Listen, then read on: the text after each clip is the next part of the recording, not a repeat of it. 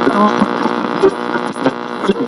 right, everybody, welcome to this week's edition of Mediator. We got my man Jimmy Walker, and Dan is back with us. We're going to talk about a little bit about Dan's Facebook encounter with the CEO of Facebook, and I'm going to talk to my man Jimmy Walker, who's got some things going on in Warren, Ohio. He's an activist, and Dan's an activist as well. Hey, Jimmy, how you doing, man? I'm good today. Tell us a little bit about yourself. What do you do? Well, right now I'm running for Warren City Council. Perfect. I do at-home tech support, for a couple of very large telecom companies. In the interim, in between, I'm an entrepreneur. I try and start, my own company. Yeah. Fail a lot, but Dan will tell you, you got to just keep trying, keep plugging. That's it. You got to learn from your mistakes. Yeah. And when I'm not doing that, I volunteer at Oak Hill Community Center and Oak Hill Makerspace, right here in Youngstown. Yeah. Now, there is a lot going on in politics. Why do you want to run for councilman? You know what? I don't think I want to. I have to. You have to. I have to. Yeah. Constitution, founding fathers wanted a citizen government. Yeah. And right now we're ruled by professional politicians. Yeah, the establishment. And if you follow politics in Warren recently, we had the local county chair install his 19-year-old daughter as a council person in Warren during the financial crisis. At that point, myself and a couple other friends decided we could no longer sit on the sidelines. So you wanted to help out? Always want to help out. Yeah. Always want to help out. Tell us a little bit about that. What happened now? Well, our local party chair, Mr. Dan Politico, his daughter ended up we had a council person move up. He was promoted to the auditor's position. Yeah. Left a vacant chair. And through the game of politics, his 19-year-old daughter ended up being installed into that position. Also, he did that himself. Well, no, there's a process. The committee, the Central Committee of the Trumbull County Democratic Party gets together, and they vote to see who takes a seat. They had a former city council person apply for the job. Yeah.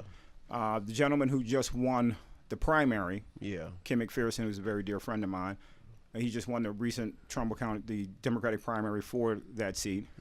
He actually applied. Yeah. And if you ever seen these people's resumes, you look at the resume of the 19-year-old, there's no conscionable way that you will allow a 19-year-old with no real world experience to get in that to take that seat during a financial crisis. So he basically abused his office. No, he did not. I'm not going to say Mr. Politico abused his office. I'm going to say he used his tremendous political clout to make it happen. Now, this is our listen and learn segment, so people can kind of get to know, just listen and get an idea of how and the procedures.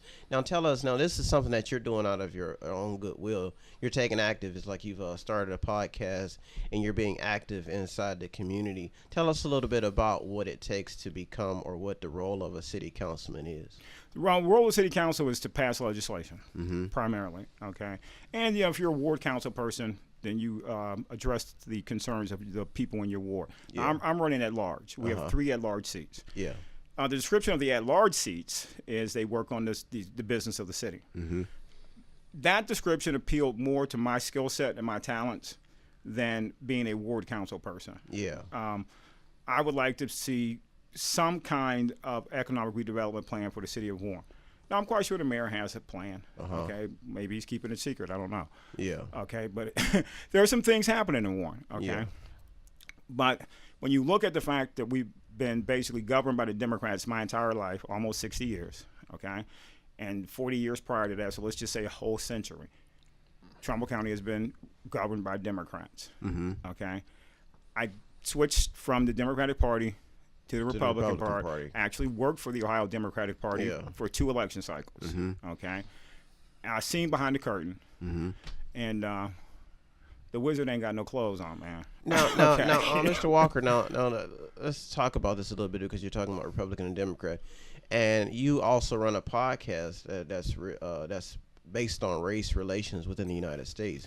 And a lot of people don't know that the Democratic Party has a lot of ties to not only just the Confederacy, but the enslavement of African Americans. Now, tell us a little bit about your switch from Republican, because a lot of people have switched from Democrat to Republican. Tell us especially during this election cycle. Yeah. Why did you make that choice? Well, to understand that, in 1980, when I turned 18, I registered as an independent. Yeah. And from 1980 to 2007, I was a registered independent. Uh-huh. I'm an American first. Yeah. I am not a Republican. I am not a Democrat. Makes sense. I'm an American. Yeah. Okay.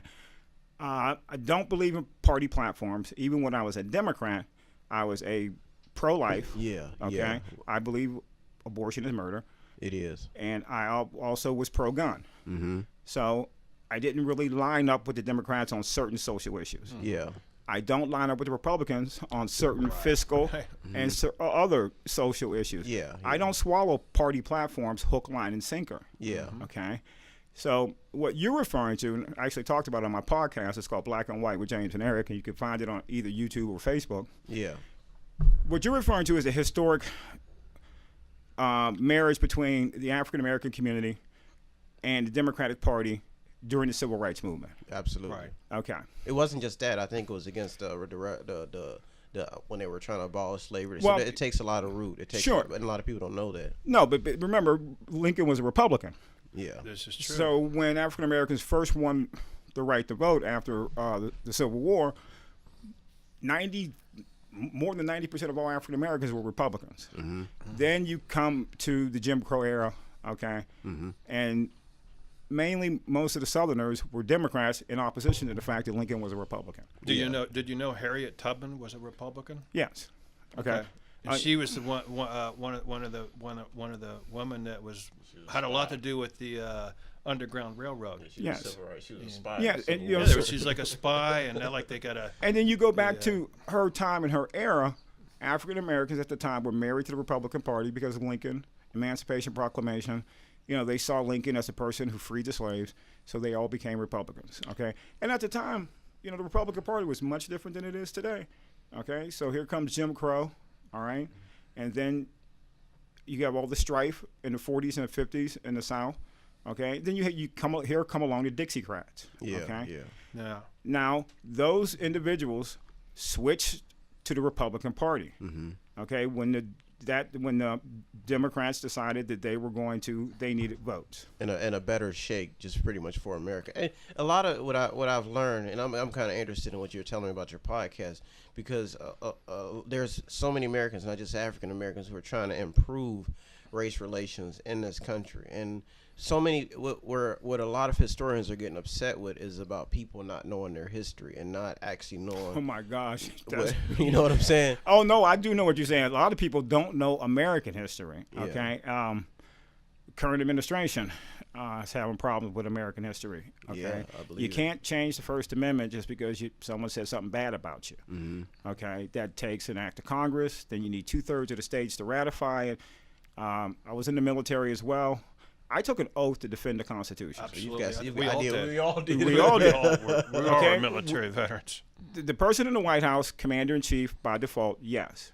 Okay? But we serve that Constitution, that document that guarantees our freedoms. Okay? Along with the Bill of Rights. Along with the Bill of Rights. And, you know, and the First Amendment to the Constitution is the right of free speech. Yeah. The right of free press. Mm-hmm. Okay? And once you start attacking that, you're attacking the very foundation of America. Yeah. Okay. Yeah. So a lot of people don't know their history. You know, it doesn't matter where you come from, how much money you have. I've met many, many people who don't know the real history of America, especially African Americans. Okay. Especially the ones that stayed at home and didn't vote this election cycle. Okay. Well, if you're going to be honest about attacks on the First Amendment, it's coming from both sides. You know what it's coming from? It's coming from what I call career politicians.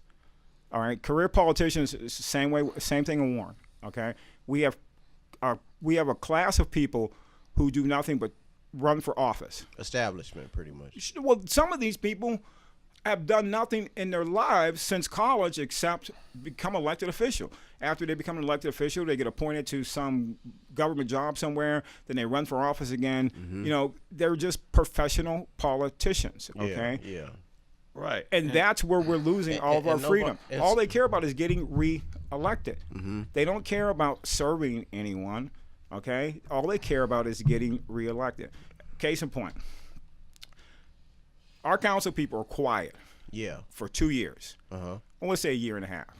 That last 6 months leading up to an election cycle, they're putting forward this piece of legislation, that piece of legislation, this proclamation, that proclamation. Nothing's happening. Well, they want to make it seem like they're Right, doing right, something just right. before the election cycle so they can get their names in the paper. Okay? Yeah, yeah. All right. But they're really not doing anything. They're talking. Right. They're shaking hands. They're good at it. And I know a few of them, a couple of them I'm running against. They'll tell you it's a popularity contest. But I think, but during this election cycle, I think a lot of what you're saying is all of a sudden the people are waking up and they're agreeing with you, and they're asking themselves what has President Obama done for Chicago, or how has he improved our failing school systems? Well, you know what? This is what you and I were talking about yesterday. We have to stop waiting for that politician to come save us. Right, exactly. We are the people. I think we have to be the agents of change. Yes. And right here at the grassroots level. Yes. And we're all waiting for some savior or some or millions of jobs and millions of jobs that are going to miraculously spring up. And people aren't going to do that unless it's not going to happen unless they're going to make a profit of it. Case in point, the 2016 election. Bernie Sanders shook up the establishment. Yeah. Okay? Because it was a true grassroots movement. Mm-hmm. This is true. He did have a movement. Yeah. Okay? He proved to these career politicians, we the voters will support you $5, $10, $15, $20 at a time, to the tune of as big as that check that corporation or that political action committee is going to write you. We will give you that much money. But you're going to hear us. You're going to listen to us. Our voices will be heard. Right. And the great thing about Bernie Sanders running, and he's a social democrat, and people hate that word socialist, okay? But I'm sorry, America is a socialist nation, and people just got to deal with it. We are a socialist nation, or if you don't believe me, then don't take your Social Security, okay? Well, exactly. These are... We're a socialist It is a country. capitalist socialist society. It really is. So you have Tennessee just announced, this week? Free community college for everybody. Okay? So it's possible. City of New York, free community college for everybody. In Warren, Ohio, we had a campus, okay? All we had to do was pass a 0.5 mil levy. Every student in Trumbull County with a grade point average of 2.5 or higher could have gone to Eastern Gateway Community College for free. Yeah. I've been advocating that levy for 7 years to our county commissioners, to the current mayor, to select members of city council. And now that the campus is closed, now that Eastern Gateway announced they're going to close the campus in Warren, now everybody wants to react. I'm tired of reactionary politicians. So now that we've discussed, we've talked out about a platform that you brung up Bernie Sanders into the mix. Now the Republican push, a lot of new school Republicans who are in the game, not just Republicans, but people who have watched the political movement. Now, me and Dan, this is good that Dan's here today. What I want to talk about was the solution. Everybody's complaining about big government, but if you look at now this is where the conversation gets deep, because when you look at big government is probably one of the only sectors where you get a guaranteed paycheck, and government employees contribute to about I'd say about 15, probably more % of the economic spending. Now, when you look at the private sector, especially if you're going to run for councilman and you get the job, you have to look at this and what's happening in the private sector and how they're not able to get access to money because of the federal government. And the fact that when you have presidents like Obama who have centered when you talk about just not the Wall Street reform, when you talk about the Dodd-Frank Act and I think there was a new act that they're trying to put in. I think it's the Glass-Steagall Act. That's what they want to try to bring back. They want to try to bring back. They should bring it back. So if now when you talk about America as a socialist capitalist society, without capital, the private sector cannot possibly expand without that. So now that we have this new age of enlightenment, Dan, and you might want to put in on this, and we see what the problem is. The problem is that government is the only way to guarantee, is one of the only sectors, like we could give an example. Okay, Google, a company like that, they have to take money and put it overseas because they're afraid that they're going to be taxed. So now that everybody knows what the solution is, and so how do we solve this problem of companies who do make money but are afraid of the future? It's not the fact that the money's not there. It's the fact that people who have the money get afraid to spend it because they don't want to lose their reign in this capitalist structure.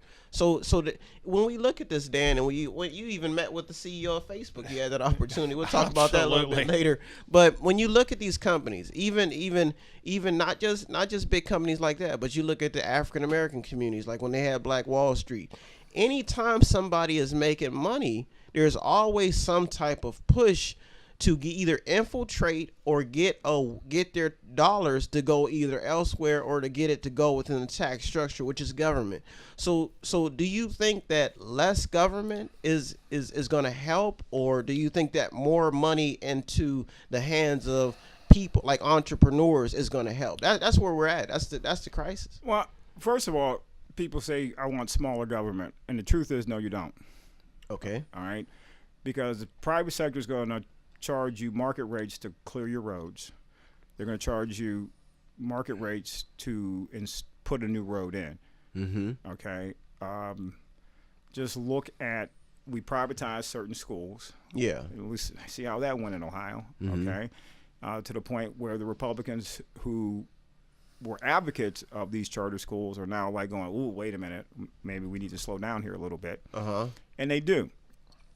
Government is not too big.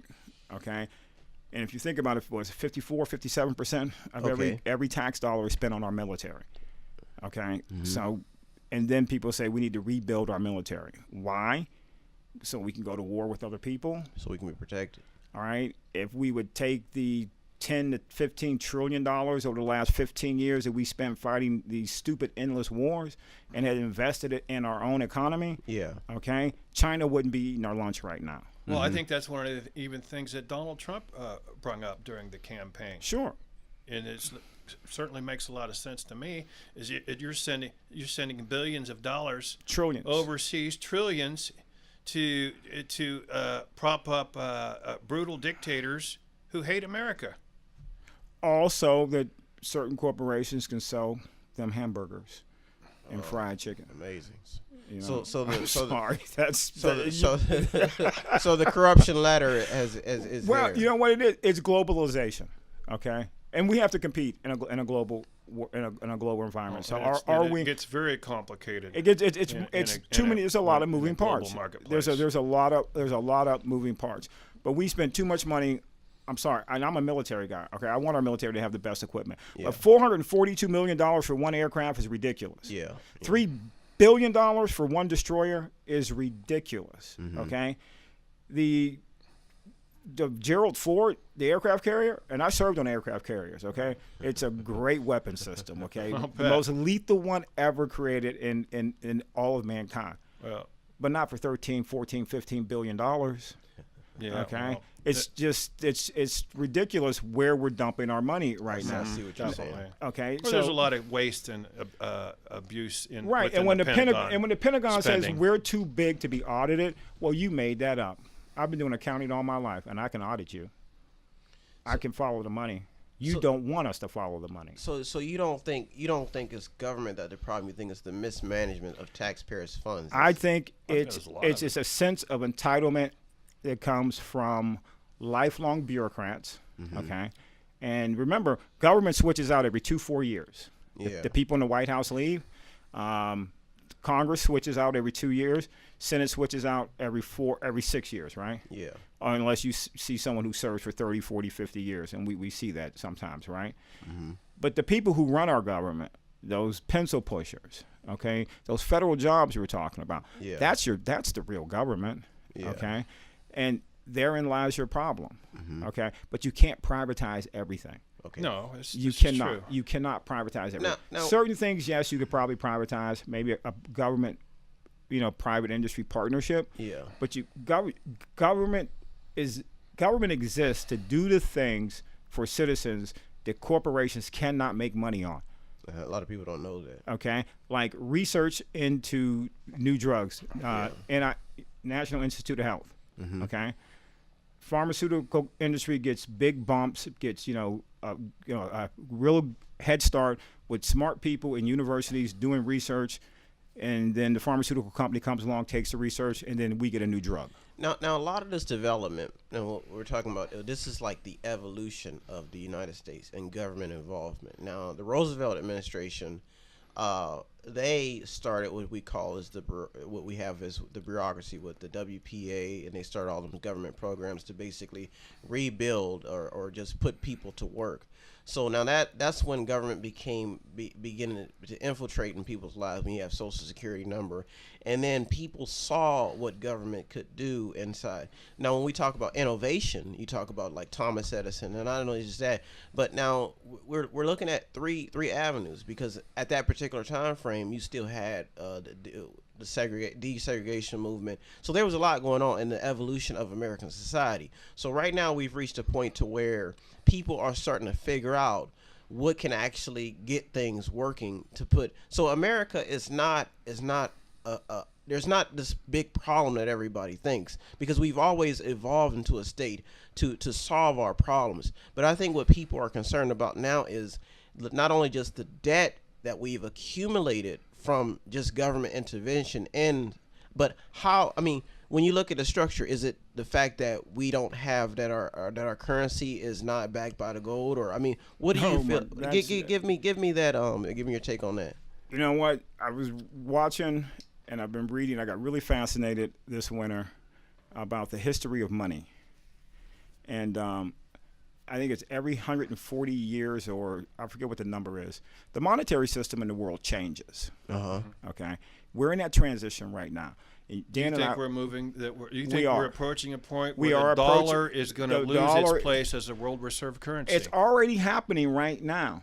The government is slyly passing laws saying you cannot take money overseas anymore. Okay, these laws have been passed over the last couple years. Okay, what's going to happen is as the dollar continues to, you can't keep printing money. Okay, yeah, and paying bills with it. Everybody knows that the money is worthless. Okay, all these dollars eventually are going to come home. All right, and when they do, you're going to see a bump in our economy, a slight bump. Okay, because all that money is going to come home and the banks are going to loan it out. But then it's going to be worthless. All right, and then there's going to be another major crash. I mean, something beyond what we saw in 1929. Well, I think there's a lot of denial about that. Actually, something like that happening here, like in Germany after the war, where there was a very just outrageous hyperinflation. You're going to see exactly what's happening in Venezuela is going to happen here. Yeah, right. Like in Venezuela, Sure. we're seeing hyperinflation. Yes. We're seeing basically mass starvation and riots in the street. And what you're seeing is how many people are getting killed by the government. I don't know. What you're seeing is the government preparing for what they know is about to happen. Okay, they know it's going to happen, and they're preparing for it. They're taking away more and more of our rights, and they're militarizing our police forces for a reason. Like the Patriot Act and things like that. Sure. So we need to get used to it. We need to start. People need to, first of all, learn how to grow your own food. Makes sense. Okay. First of all, learn how to feed yourself. Makes sense. But how do you do that when you have hunting laws, you have the NRA involved? Sure, you have the government now telling you can't, in certain states, you can't even dig a pond and collect rainwater. Right, I was going to say that. It's against the law to collect rainwater. To collect rainwater because there's going to be a water shortage. I mean, we saw it happening in Flint already. Now, if people are pushing, now how can they do that if the people are not, we vote and we put these people in place? How can you develop a system that's structured around almost like communism? Sounds like what you're talking about. Well, it's going to be beyond communism. Okay, it's way beyond. It's not going to be communism. It's just going to be an authoritarian. It's going to be an authoritarian government. Police state. Yeah, it's going to be a police state. Okay. We're moving towards that direction. I say we're there now. but what I'm saying is, Mr. Walker and Brian, we all served in the military. We all took an oath to defend the Constitution of the United States of America. Yes, and there was also a phrase in there against all enemies, foreign and domestic. Okay, so I'm obligated I'm personally obligated. I read it before I raised my hand. I knew exactly what I was swearing And an to oath say, to. you know, and if I have to challenge, I don't care who's in the White House, okay, whether it's President Trump or Donald Trump. If I see these our politicians starting to move our country into an area of a despotism and authoritarianism, then I have to stand up, and I'm gonna have to say no. I will do everything in my power legally, and I am certainly not encouraging people to take up arms against the government. No, we're not. But I'm saying we're not saying that. But but I'm saying we cannot sit idly by, like you said earlier, and just allow it to happen. That's why I'm always encouraging people, pay attention to what your local government's doing. Pay attention to what your county government is doing. Pay attention to what your state government is doing. And your federal And government. darn sure pay attention to what your federal government is doing. Yeah. Okay? The reason they can get away with what they get away with, even on the local level, is that, geez Louise, how many people turn out to vote? 28% in some elections, some primaries, 28%. So you have 28, 30, 35% of the population locally choosing your elected officials. Yeah. Statewide, if we get, 48, 50% to show up in a statewide election, wow, that's a huge number, okay? Huge number. And a lack of participation in a participatory democracy is called apathy. Oh, my gosh, And yes. then and next is complacency, dependency, then back to bondage. Yes, Okay, this is called the cycle of freedom. yes. And it was a warning to America by the late Scottish historian Sir Alex Tytler.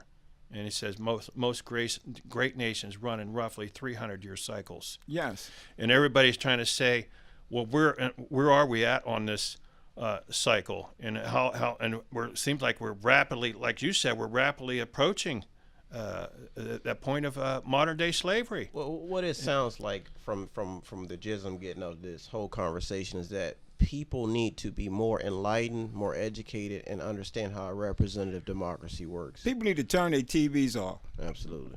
Really, honestly, it's not. There was a post on Facebook, Denzel Washington. It's not news anymore. It's It's opinion news. It's opinionated news. It's pretty talking heads giving their opinions on the news of the day.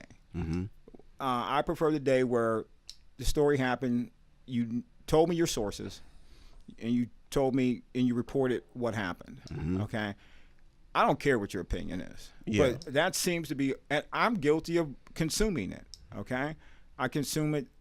Ask my wife. I watch the news 3 to 5 hours a day. Yeah. Yeah, you're like me and my wife. Yeah, you know, I don't watch regular TV. Okay, watch documentaries on YouTube, or I'll just go to Netflix and just watch real documentaries. Yeah. I'm guilty of consuming it too. But the thing most Americans do nowadays is I watch channels that I don't agree with. Okay, I watch hard right, I watch ultra left, and I watch mainstream right down the middle. Okay. Most people watch the type of news that reinforces their already skewed, probably wrong opinion of the world. Yeah. The way they want to see things, okay? Pessimism. The way they think everything is, He's right because... Well, I think it's just easier for a lot of people to paint a rosy picture, than it is to look at the actual facts, which are pretty frightening. And what's also easier? Rather than getting up and going to your local community center and volunteering an hour or two to make sure a kid knows how to read and can graduate high school or can graduate from one grade to the next, it's just much, much easier to sit down and veg out in front of the TV. That is a huge problem. And watch brain dead, stupid half-hour comedies over and over and over again. Yeah. Because I've experienced this over the last 15 years, trying to get people to come to my house, opening my door and say, and I don't care if it was a Republican or a Democrat. It's an open invitation. Let's get together and discuss local and national issues and problems that affect all of us. Well, people were telling me, "I'm sorry, Mr. Moore, we don't have the time." Oh, they have the time. I'm too busy. I have a football game and there's a bake sale and just one excuse after another. And I'm saying, I'm shaking my head, I'm scratching my head, and I'm saying, We're talking about your future. But you know what? We call it, my sister, who's also a community organizer and an activist. Remember the movie Waiting for Superman? Yeah, that was. Okay. Yeah, Everybody's waiting for Superman. Superman's going to come in and save my problems. I don't have to worry about it. Remember when Sting was going to save the rainforest down in South America? Okay. All the I call them quasi tree huggers, right? You know, dropped out of the Sierra Club. You know, even I stopped renewing my membership, right, to the Sierra Club because, hey, Sting's got enough money, right? Yeah. Sting's going to go down there and save the rainforest. I'd like to have Sting come to my house. Right. So Sting's going to go save the rainforest because now here comes Superman, and he's going to do it for me. I don't have to worry about it anymore. Right. And so everyone's looking down that ballot looking for Superman, okay? Or they're going out into their community and they're finding that one person who's being propped up by this politician or this nonprofit or this group, and that person is being put forward, you know, an ex-football player or whatever who's coming to do something charitable, okay? Don't have to worry about the disadvantaged youth in my community anymore because Superman is going to take care of it for me. Man. When the truth is, we need to start banking the most valuable thing that we all have in our lives, and that's our free time. Our free time. Opportunity cost. It is. Your free time is the most valuable thing in the world. You can make extra money with it. You can spend quality time with your family. Yeah. You can sit on the couch and veg to stupid half-hour comedies if you want. Yeah. And that electronic crack, which they're doling out for $169 a month, 250 channels of nothing to watch. Absolutely. Or you can make a decision to say, hey, I'm going to get involved. I am not okay with where we're going. I want to go somewhere else. I want a brighter and more prosperous future for my children and grandchildren. And in order to do that, that means I have to become a more solution-oriented problem solver and then join with others. Sure. Who because there is strength in numbers. Sure. It's Commonwealth of Youngstown. And when I first got involved in community activism, I joined a local group here in Youngstown, Action. I don't know if you ever heard of them. I've heard of them. Okay. And Commonwealth Inc. is one of their partners. And went to one of their events, and I just fell in love with their motto. We are the people we have been waiting for. I'm not waiting on Superman no more. Now there's a few things I want to get to because we're winding down here, but there's a few things I want to get to kind of discuss with you because when you take the role of a councilman and you take on responsibility, you seem like you're a pretty qualified candidate to do the job. Now, a lot of people are trying to bring jobs in an area and an economy to kind of keep it flourishing. And a lot of people are pushing for just people to invest more in themselves, not only with school, but with education, but in the community as well. Now, these seems to be the answers to a lot of problems, but there's a few things that are still on the table that we can't seem to get away from. One is the principle of religion. And then when you talk about empowerment, like when you talk about whistleblowers and we talk about Edward Snowden, and I want to talk to you a little bit about that because you have a little bit of computer knowledge. And then I want to talk to a little bit about with Dan about what he got from Facebook. So first of all, now when we talk about people let's get on the people who find out what is actually happening within the system, or people who figure out that there's a problem. First, I'm going to take a quick break, and then we'll come right back. I'm going to fix this up so I can make sure we get this interview. I'll be right back. We'll be right back after this break with Brian West. We're going to talk about the religious. We're going to talk about Facebook, and we're going to talk about a little bit about whistleblowers. We'll be right back after this break.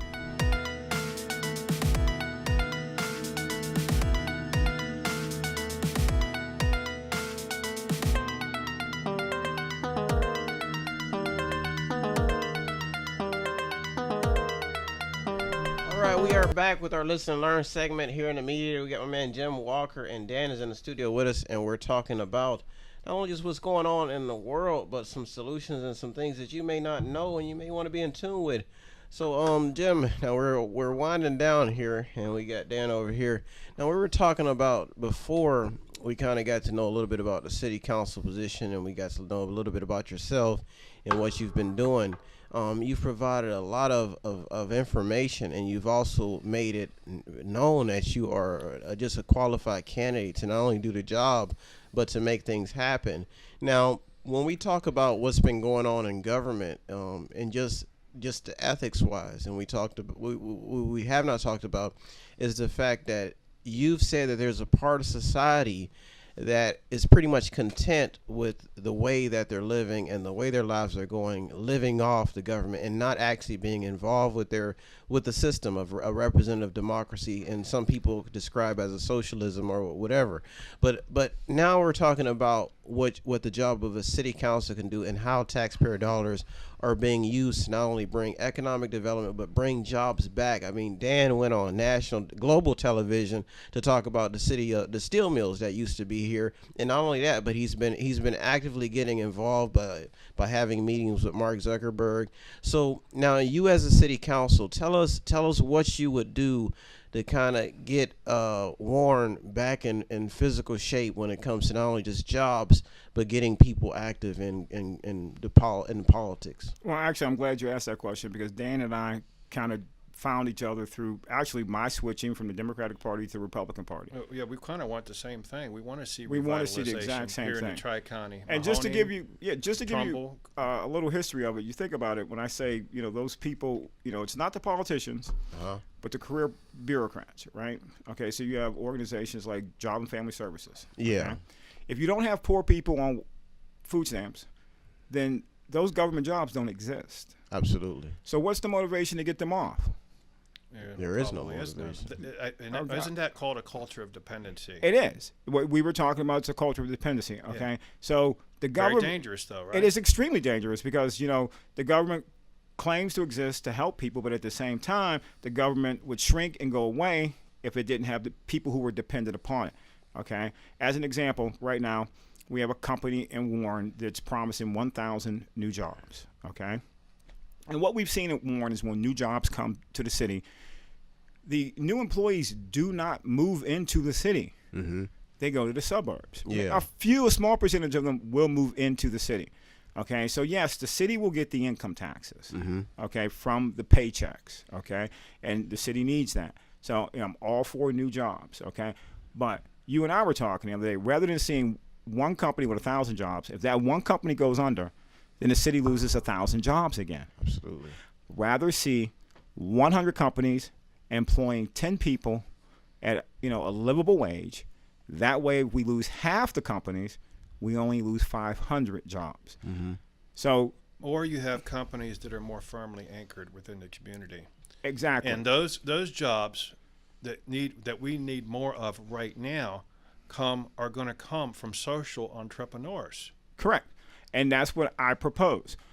What we need to do in Warren is take the population that is trapped there, the underemployed, the unemployed, those people who are financially stuck on the island called Warren, Ohio, and are never going to leave. How do you lift their standard of living? How do you lift their standard of living? How do you make them, empower them, and then they become taxpayers? They're no longer dependent on that government. They're providing you a new tax base, because right now they're a tax train, okay? So and I have a 3-pronged plan for that. I shared it with Dan. So you're providing a gold, which is money and a better standard of living, which is a gold. I'm sure you know what a gold is, a motivator. Well, like I told Dan, okay, what we're doing is we're training fishermen, okay? We're not giving away free fish. Amazing. Okay. Amazing. You didn't mention anything about raspberry pie. Well, not the kind you eat, but I think is that the right name? Sure, it's a microcomputer, and it's a class that I helped develop at the Oak Hill Makerspace up here in Youngstown, 507 Oak Hill Avenue. The goal was, I don't see why. I love robotic teams in high school. I just don't like the fact that you have to have a certain GPA. And I don't know what the criteria are to get on these robotic teams. But I think every kid who has an interest in and a desire to be on a robotics team should have the opportunity to be on a robotics team. So at the community center and at 507 Oak Hill, my friend Kim McPherson and I, developed a program. And they're still running it. We haven't been there in a couple of years, only because, we live in Warren. family issues, Yeah. And Ken still goes and helps out and volunteers. Family issues, I haven't been there in a couple years, but it's a tech center. It's a makerspace. 3D printers, you want to learn how to use a 3D printer? Okay, go there, they'll teach you. Cool. You want to learn how to fly a drone? Go there, they'll teach you. Okay? You want to start a business? Go there. They'll teach you. They will teach you. They will take you by the hand. They will give you legal advice, okay? But they're not going to do it for you, okay? Right. So like I said, They're going to empower you. they're going to empower you to do it for yourself. So we're training fishermen. We ain't giving away no free fish, okay? Absolutely. Makes sense. So the three-pronged plan. I used to be a board member on what we call the Weed and Seed program in Warren, okay? The Weed and Seed program had 2 components: weed out crime and drugs, and then seed and economic development, okay? Absolutely. Program ran for 3 years, 4 years, ran for 4 years. Now, this is the kind of involvement that I'm talking about. The executive director of this program, in order to give us an extra, I think, a year or 2, she donated her salary back. Oh, wow. Okay? Now, I'm proud of that because she was my little sister. That's okay? Good. All right? You got good family, good genes. All right? That's the type of community involvement that I want to see. Now, she did take one component of a Weed and Seed program. Yeah. The city picked it up. It's called the Warren Citizens Police Academy. The Warren Citizens Police Academy has been so successful that the governor wants to replicate it across the entire state of Ohio. Okay, cool. Okay? Well, that's the thing is I like that the word replication. Yes. I don't want to reinvent the wheel. It's if someone else, you have a better idea than I do, then let's just take that idea and take it everywhere and make it happen. right. A lot of when people you find a good idea, get behind that idea. Sure. I've run into so many people in this valley who I've hey, look what they're doing here in Cleveland. Look what they're doing here in Akron. Look what they're doing here in San Diego. We want to do it ourselves.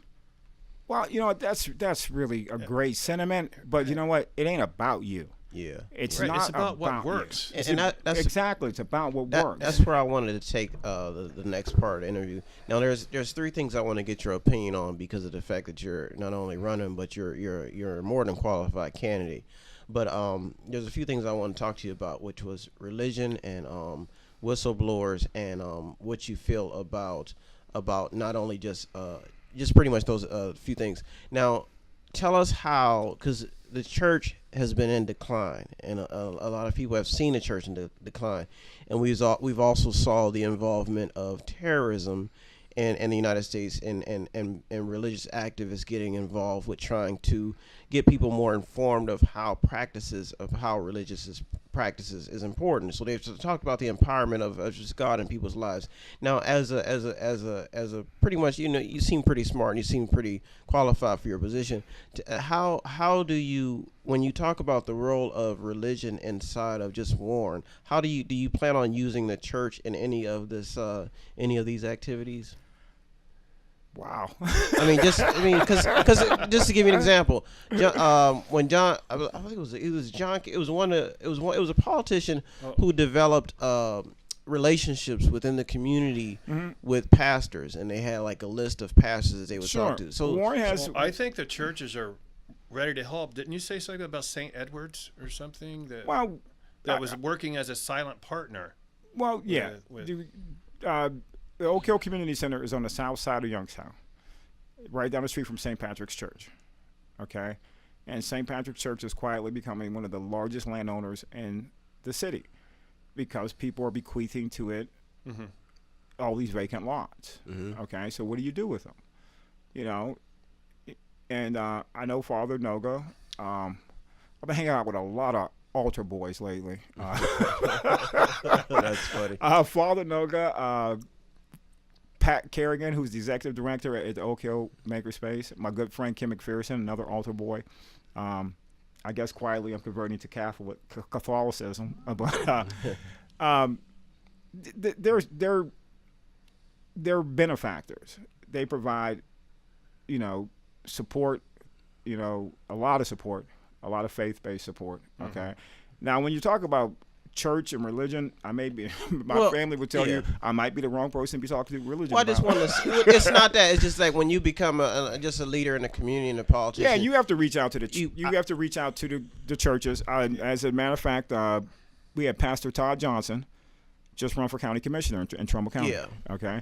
He had a very interesting article after his defeat about the role of churches in the community. And I thought he made some very valid points. It's just the fact that is no matter how much negative, there's also some good that comes out of religion, but it's not going to go away. And if you're going to be a counselor, well, you know what? You know what I like more than I like religion? What's that? I like faith. Absolutely. And hope. Yeah, I'm a big believer in faith. I go to Bedside Baptist. Okay, Yeah. That's where I found salvation. Okay, Makes sense. I didn't find it in the pews. Okay, I didn't find it in my Sunday finest. Okay, I found it at the lowest point in my life. Yeah. Okay, when I didn't want to be seen in public. Okay, and I was just praying, and so I found salvation on my knees at the side of my bed. Okay, and Jesus said, "Lift up the rock," and I am there. Yeah. Okay, so that's the way I see religion. Okay, I don't force. But we also have a separation of church and state for a reason. True. Okay, yes. We have a separation for church and state for a reason.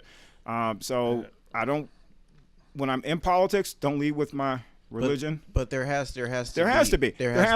Especially during this opioid crisis right now. Absolutely. I think the churches have to take the. They're going to have to take the lead in this. It's an epidemic. It's beyond an epidemic. It's maybe a pandemic. I don't know, but it's affecting the entire country. So, but you know what? And you were mentioning something, and we were talking about this yesterday. Okay, and that's why I was talking about the weed and seed thing, right? Mm-hmm.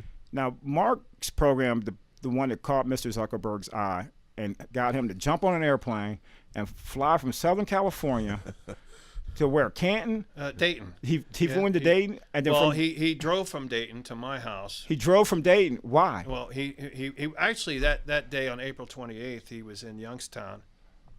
Nobody knew it. Right at YSU.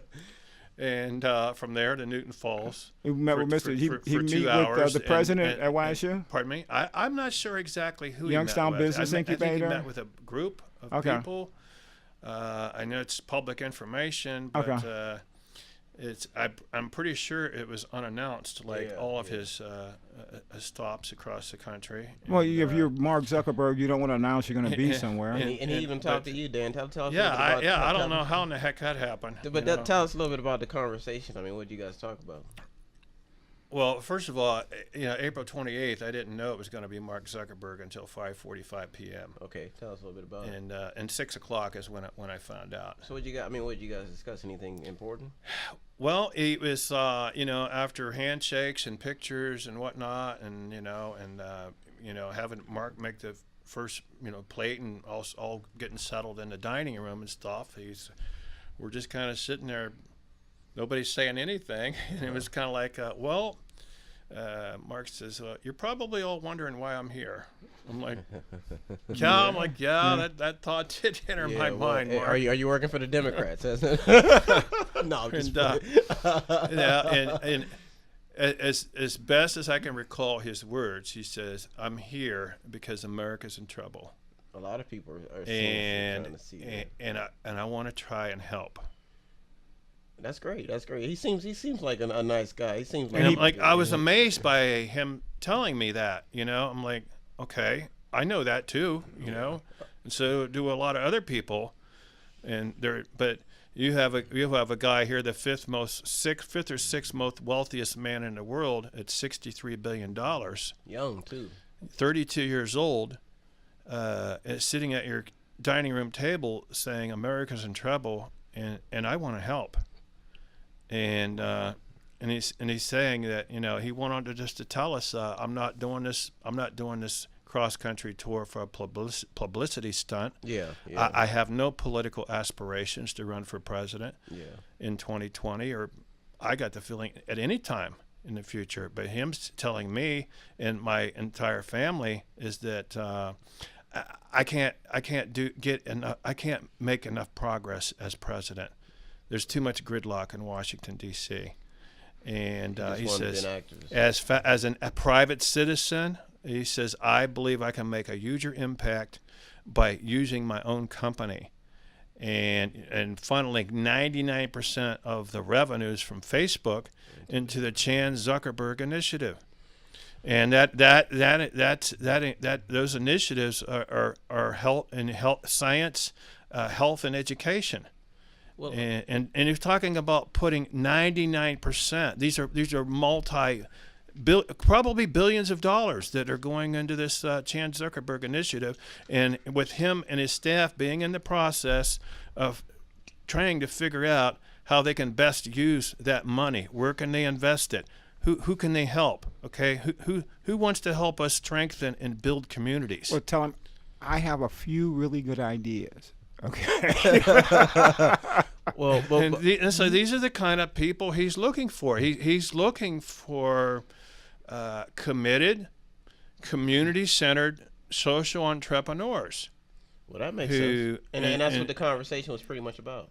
Well, that, but he was just saying, each region of the country has their own particular problems. If you go into Michigan, or Detroit or whatever, or if you go down south to Appalachia, America, or here in Northeast Ohio, which he was very interested in because of the Trump campaign, and this area being called the Rust Belt, and with the brown fields and how we've seen a decline of manufacturing. Well, let me. I got to give, because we got about 13 minutes. I don't want to keep my buddy Jim, but this is where I wanted to kind of channel the conversation to, because when you're running for councilman, this is like a very interesting topic. Okay, now that you've talked about because Zuckerberg looked like he'd be that type of guy to do something like that, but where I want to channel this is because you mentioned something that's pretty pivotal to the conversation, is the fact that he saw that America was in trouble, and a lot of people are trying to run to the fields of America and try to save it. But there's also things that we've seen which are high levels of government that have gone rogue. Like we had the Edward Snowden situation, where the guy has all that information, a database that is seeping, the NSA is actually seeping into people's lives and getting valuable information and knowing, spying on people. And it was supposed to be for the security of the country, but here's a guy who finds this information, a 28-year-old, and Zuckerberg's probably still young. How old is Zuckerberg? 32. So he's 32. So he's in his 30s. He's past his terrible 20s. So now we've got that information, and you have people who whistleblow, go out and give all these secrets to the world, and they're not allowed back into the country. So what is, I guess the question is what do you feel is not only just I'll get your take on this too, Dan, because you're an African Americans. I have a guy coming on the show who's got a lot of knowledge about the history of slavery and African Americans, but being somebody who's running for city council, and a lot of African Americans, whenever the economy goes downhill, and we talk about Zuckerberg, who may want to channel some of that money. When we talk about this, when you look at the economic development of just not only just African Americans, but people who are in the smaller communities, like you said, you wanted to go into Warren. Warren is a predominantly African American city, correct? No, it's not. Oh, it's mixed. It's mixed. Believe it or not, no. About, what is it, 17% of Warren is African American. Yeah, but that's a high percentage compared to other parts of America. Well, here in Youngstown, you're 45%. So, but isn't that amazing though? Yeah, we're low. So now that we're talking about that, we've got Zuckerberg in the family. He's come to visit, and we've talked about certain things, and you talked about the show that you're trying to do, which is to kind of improve race relations. And let's wind this thing down by pretty much focusing on the economic development of people channeling their money into the right spot. Because I had another guy who was on before, and we were talking about, and it's ironic that you talked about how Zuckerberg wants to channel. Yeah, how he wants to channel his money. And they want to improve the lives of just people who are trying to change, who are trying to make a difference in America, which is right. Look, I know what you're saying, but, when we get paid in the African American community, it takes 2 hours before our dollars leave our community. Amazing. And that's why I thought was. You mentioned Black Wall Street. When Black Wall Street and the one in Kansas, before it got burned down, that dollar would circulate 100 times to other black businesses before it would leave the community, which is one of the precipitating events that led to actually the false claim of a woman got raped. Okay. because African Americans weren't spending money in white businesses. They were spending it in black businesses, and the black businesses were growing. The white businesses weren't, okay? And so when we asked for integration, we got exactly what we wanted, okay? So we wanted integration. Yeah. Okay, what we did was we destroyed our businesses, we destroyed our communities, okay? Now, how do we bring them back together? Because everybody still want to live in the suburbs, all right? You've heard the old adage, crabs in a barrel, okay? You know, crab will pull another crab down before he'll let that crab crawl out of the barrel and get to the top, okay? Yeah, yeah. So are you gonna go to that African American business, or are you gonna go to the non-African American business? I don't know, okay? Then when you go, is the service up to par with the competition? If it's not, you're going to go to the place where the service is better. You know, there's some places in Youngstown that do a great job of customer service. There's some places in Warren that do a horrible job at customer service, and they're owned by African Americans. Okay, so I don't know how we tackle that. I tackle that like this. I don't look at race when it comes to economic redevelopment. Makes sense. I look at income level. Makes sense. Okay. I look at low to moderate income peoples, all right? I look at the poor, the oppressed, all right? So if you lift up those who are oppressed, those who are poorest, okay, then you will start helping everybody, and then that's the way you get all the boats to lift. Makes sense. Okay? Makes sense. And as Dan and I were talking, out of that Weed and Seed program came up with a three-prong program. The Warren Citizens Police Academy, okay, because I don't want to see a young African American male's first interaction with law enforcement to be a life or death situation. Yeah. So, through the Warren Weed and Seed program or the Citizens Police Academy, you have a police athletic league. Okay, police officers interacting with youth at a young age, so they get to know each other. That makes sense. Yeah. The Citizens Police Academy, so that you can teach people what the job of a police officer is, what your responsibility is when you encounter a police officer, what your rights are, what your rights really are, not what you think they are, and not what somebody told you they were. Okay, well, legally, these are your rights. Legally, this is what he's allowed to do with, when he stops you. And that's what the Citizens Police Academy does. It explains, and if you want to take a ride along with the police, you sign up and you can go. See exactly what they do, all right? And you got to start seeing each other as human beings. Yeah. Okay. Third component, economic redevelopment. How do you start training fishermen? Right. Maker spaces. Okay. Small business incubators. Yeah. Okay. That makes sense. Into these hardest hit communities in the Rust Belt. That three-pronged program run out of one building under one roof. Yeah. Okay. Kids interacting with the police, citizens interacting with the police, and business people and people like myself, activists who just want to help people lift themselves up, showing you, how to start a small business. Hey, you don't need to pay Legal Zoom $150. Let me show you how to file that paperwork yourself for $25. Makes sense. Okay? It's not that hard. I'll show you. Not hard. Okay? And all you need is somebody who's willing to sit down, and our good friend Tony Budak. Tony Budak. With, I know Tony. Time banks. Time banking, right? Time banking. You add a time banking component in there so that you always have a Rolodex of people who can come in and help. Yeah. Like we were talking, alternative forms of currency. Well, yeah, we did talk about community currencies and bartering systems. This is the alternative form of currency. But we also said that Tony Budak and as brilliant as this time bank strategy does not get any exposure in the media. Why? No, he doesn't. You know why? Because it's a foreign concept to people. Because you know why? Because they'd rather sit in front of the TV with the 250 channels with their electronic crack, rather than take their most valuable thing in their life, their free time, and lift someone up. They'd rather go on Facebook and talk about the poor rather than giving them a hand up. So now that we've reached the final 5 minutes of the segment, the question I have for you lastly. Now you talk about the fact that people are online, they're watching TV. Now we had an incident where we had Edward Snowden. We talked about this. Now this is what I have to figure out.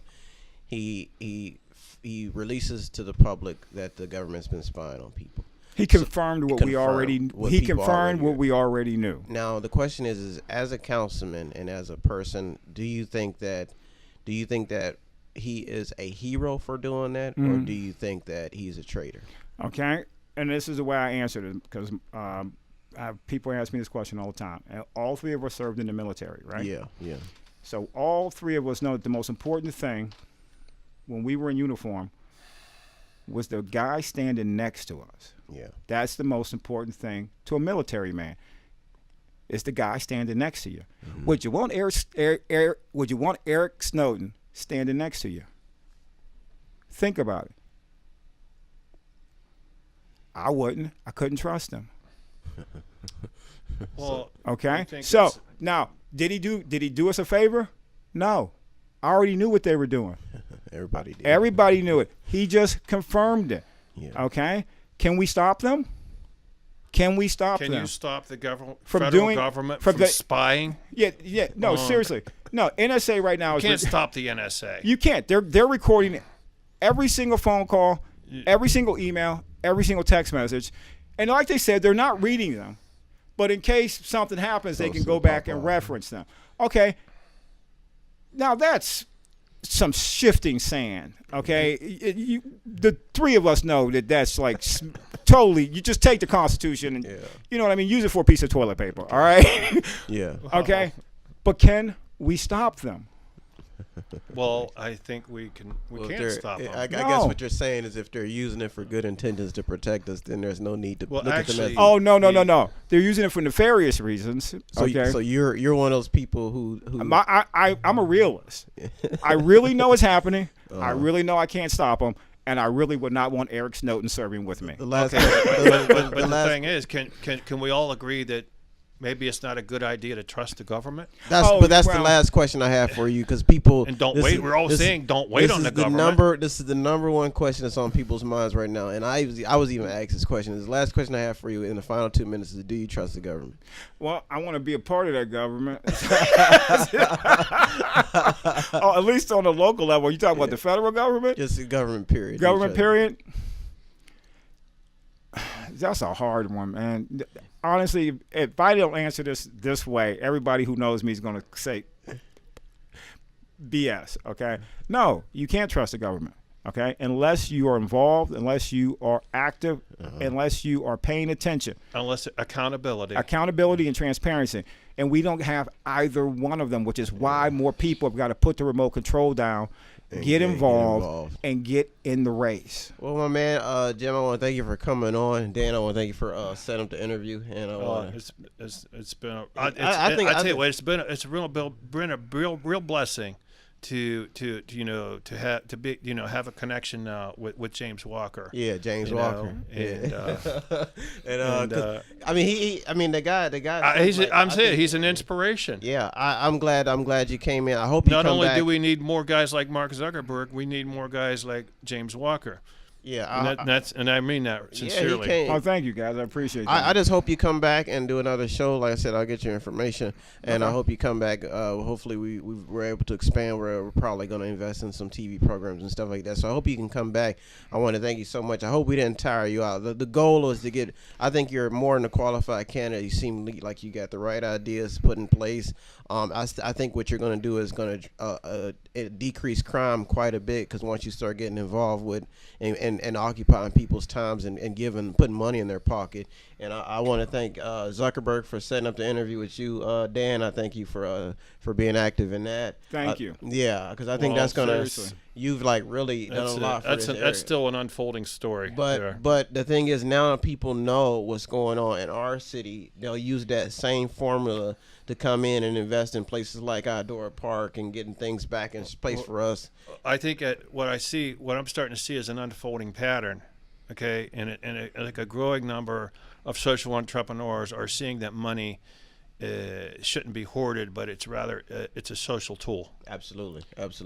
And let's use it. And Mark, for example, says I want to use it while I'm young. to improve the quality of people's lives and not just keep it all in the bank until I'm 75. And then give it away. Then give it away. Well, I want to thank you two for so much for tuning. I want to thank you for tuning to the Mediator. I hope you got something out of this Listen and Learn segment. And please, when you see my man James Walker on a ticket, he's well worth the vote. I want to thank somebody for tuning to the Mediator. Have a good week. And thank you for tuning in to Listen and Learn segment with Brian West and Dan Moore. See you later. If you need help, then dial your operator. Have no fear, fellow citizens. The Mediator is here.